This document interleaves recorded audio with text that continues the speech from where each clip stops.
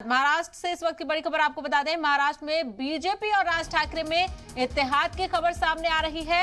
RSS chief से हरी झंडी मिल चुकी है। हालांकि जराये के हवाले से यह खबर हम आपको बता रहे हैं।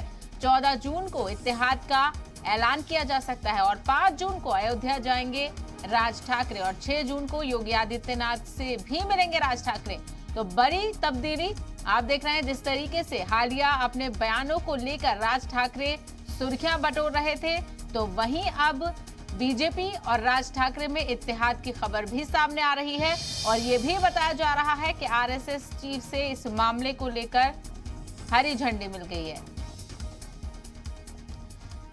येशा कोटक हमारे नुमाइंदे इस वक्त हमारे साथ जुड़ गए हैं। येशा, क्या है इस खबर की तस्दीक, क्या इस तरह की खबर सामने आ रही है?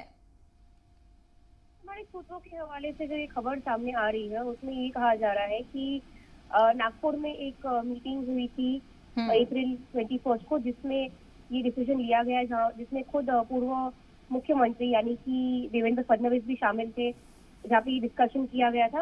और अब हम जैसे देख सकते हैं कि ये तो इस सबको पता ही है कि राज ठाकरे खुद उत्तर प्रदेश जाने वाले हैं जून में। जब उत्तर प्रदेश जाएंगे तो ये भी बताया जा रहा है कि उनकी मुलाकात योगी आदित्यनाथ जी से भी होगी।